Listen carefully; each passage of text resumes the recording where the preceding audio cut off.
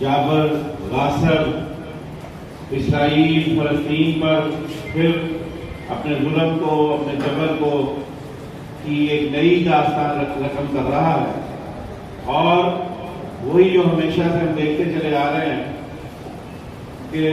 जब भी ऐसा मौका आता है और मुसलमान तख्ता मश्क बनते हैं, आलमी अमन की जमानत देने वाले इदारे और आलमी अमन के जो दावेदार हैं, आलमी ताकतें, वो हमेशा मोश तमाशाई वाला किरदार अदा करते नजर आते हैं। और इस दफा ये अफसोसनाक सुनते आ रहे हैं कि एक से बढ़कर एक जंगी जुल्म किया जा रहा है। ममनुआ हथियारों का इस्तेमाल जो है वो फलस्तीनियों के ऊपर किया जा रहा है। वही ममनुआ हथियार जिसकी आड़ लेकर इराक को तख्ता मश्क बनाया गया था, लेकिन उन्हीं ममनुआ हथियारों का इस्तेमाल खुद जो है इनका परवरदा और इनकी नाजायज औलाद इसराइल फलस्तीनियों पर, हमारे कलमा गो भाइयों के ऊपर, मुसलमानों की नस्लकुशी के लिए जो है वो उसको इस्तेमाल किया जा रहा है। और फिर उसके लिए किसी मस्जिद का, किसी अस्पताल का, किसी तिब्बी इदारे का, किसी का लिहाज रखे बगैर इस तरह की कारपेट बमबारी की जा रही है कि यकीनी बनाया जा रहा है कि वहां पर रहने वालों में से कोई जिंदा बाकी ना कर सके। और अगर कोई जिंदा बचे तो वो ऐसा माजूर हो या ऐसा अपाहज हो ताकि उसके बाद वो हमारे लिए ना तो खतरा बने और खुद भी उसके लिए उसकी जिंदगी को बोझ बना दिया जाए। तो अफसोसनाक सूरत हाल है कि वो आदमी बरादरी के जो आज 70 साल कबल सूडान में दारफर का मसला बना था, जहाँ असाई कसरत से आबाद है, तो यही आलमी ताकत है फौरन से पहले जो है वो बेदार में ही और दारफर के ईसाइयों के लिए अलग रियासत और अलग इलाका और खुद मुख्तार इलाका जो है उसके क्याम को यकीनी बनाया गया। इसी तरह इसी से पिछला अशरा जो है 20 का, उसके दौरान इंडोनेशिया जो हमारी सबसे बड़ी इस्लामी रियासत है, उसमें एक इलाका तैमूर का है, तैमूर का इलाका, मशरकी तैमूर, वहां पर भी ईसाइयों की कसरत मौजूद थी। और जानबूझकर उस रियासत को कमजोर करने के लिए इंडोनेशिया को वहां पर उस इलाके के ईसाइयों को बरंगेज करके रियासत के खिलाफ खड़ा किया गया, उनकी पूरी इमदाद की गई। और फिर वहां पर जब मसाइल पैदा हुए, कुछ अमन अमान की सूरत हाल पैदा हुई, तो आलमी सरपरस्ती में फौरन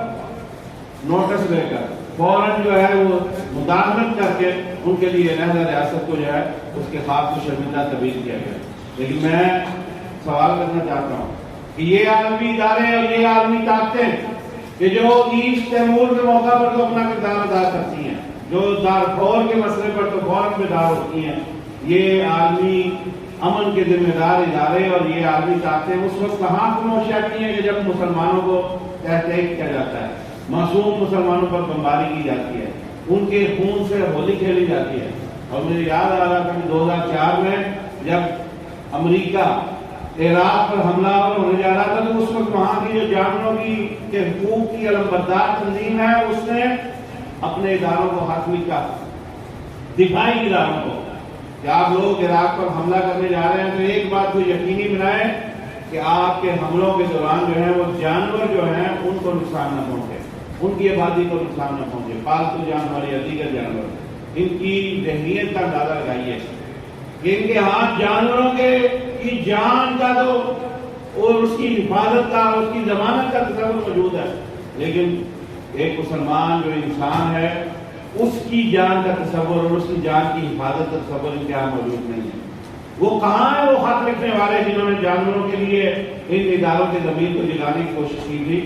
کیا ایسا کوئی ادارہ، کوئی عالمی برادری میں کوئی ایسی عالمی طاقت موجود نہیں ہے جو ہمارے مجبور، مظلوم، مقہور فلسطینی بھائیوں کے لیے آواز اٹھائی جا سکے؟ ان کی نسل ختم کی جا رہی ہے، ان کے جوانوں کو قتل کیا جا رہا ہے، ان کے بچوں کو قتل کیا جا رہا ہے، ان کی حاملہ خواتین کو تک جو ہے وہ ادویات کی اور ضروری غذا کی رسائی کو جو ہے مقبول کیا جا رہا ہے۔ اور یہ بے حسی اور یہ غفلت اور یہ مجرمانہ غفلت جو ہے، یہ مجرمانہ خاموشی جو ہے، وہ پوری عالمی دنیا میں جو ہے وہ ساتھ رکھی ہے۔ ایسے میں کم از کم ہم یہ مطالبہ کرنے میں تو حق جانب ہیں کہ ان کفار سے اور ان مذہبی طاقتوں سے ان کے دوغلے میں آ رہے ہیں اور یہ ہمیشہ منافقت کرتے ہیں مسلمانوں کے معاملے میں۔ تو اتنا تو ہم حق جانب ہے کہنے میں، مطالبہ کرنے میں اور توجہ دلانے میں اپنی OIC سے، اسلامی کانفرنس سے اور اسی طرح عرب لیگ سے یہ مطالبہ کرنے میں کم از کم ہم حق جانب ہیں کہ انہیں چاہیے کہ جرأت مندانہ اور دلیرانہ موقف اپنائیں اور جرأت مندانہ اور دلیرانہ اقدامات اٹھائیں، کسی بھی معاشی اور سیاسی اور علاقائی مفاد کو پس پش ڈال کر فلسطینیوں کی حمایت کے لیے جرأت مندانہ اقدامات کی ضرورت ہے۔ اور یہی مطالبہ ہم اپنی ریاست سے اور اپنی حکومت سے بھی کرنا چاہتے ہیں کہ یہ فلسطین کے حوالے سے اسی موقف کا اعادہ کیجیے اور بھرپور طریقے سے کیجیے جو قائد اعظم محمد علی جناح نے پاکستان کے قیام کے فوری بعد کہا تھا کہ فلسطین کے ساتھ ہمارے دل دھڑکتے ہیں اور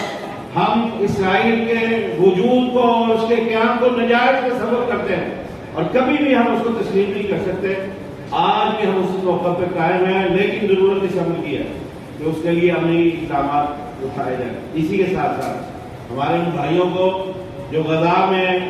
محصور ہیں محاصرہ بھی ان کا کر دیا گیا ہے، یہ بھی ضرورت ہے کہ ان تک ہم کوشش کر کے، اور آپ کی جماعت مرکزی نظر پاکستان میں مصر میں موجود اپنی سلفی تنظیموں اور دیگر امدادی تنظیموں سے روابط مکمل کرتی ہیں اور انشاءاللہ العزیز ہم اس کوشش میں ہیں کہ ان کے لیے امدادی سامان جمع کر کے جس صورت میں بھی ممکن ہو، اگر وہ ٹینٹس کی صورت میں یا ادویات کی صورت میں یا نقدی کی صورت میں، کیسے بھی ہو، انشاءاللہ العزیز ہم آئندہ چند دنوں میں اللہ کے فضل اور اس کے احسان سے اور یہ احساس کرتے ہوئے کہ وہ ہمارے مسلمان بھائی ہیں، ان کی تکلیف کا، ان کی اس پریشانی کا، ان کے دکھوں کے وقت میں ان کے ساتھ شریک ہونا ہمارا فریضہ ہے۔ انشاءاللہ العزیز شیخ ابو تراب علی محمد حمید اللہ تعالیٰ کی قیادت میں اور ان کی نگرانی میں آئندہ چند دنوں میں انشاءاللہ العزیز آپ کی جماعت مرکزی نظر العزیز کا امدادی کافلہ اور امدادی سامان انشاءاللہ العزیز غزہ میں تقسیم ہونے جا رہا ہے۔ آپ بھی اپنی مقامی تنظیم کے ذریعے اپنے فلسطینی بھائیوں کے لیے بھرپور کردار ادا کریں اور پھر اسی کے ساتھ ساتھ جہاں تک ہو سکے، جس طرح ممکن ہو سکے، ان کے حق میں آواز بھی بلند کریں، اپنی مساجد میں اپنے خطبات کے ذریعے لوگوں میں یہ شعور بیدار کریں کہ آپ لوگوں اس بات پر دباؤ ڈالیں کہ وہ اپنی اعلیٰ قیادت کے ذریعے فلسطین کی یہ بات صرف مذہبی تنظیموں کا فریضہ نہیں ہے، فلسطین آزاد فلسطین کا قیام ہماری پاکستانی قوم کی خارجہ پالیسی کی ترجیح ہے۔ اور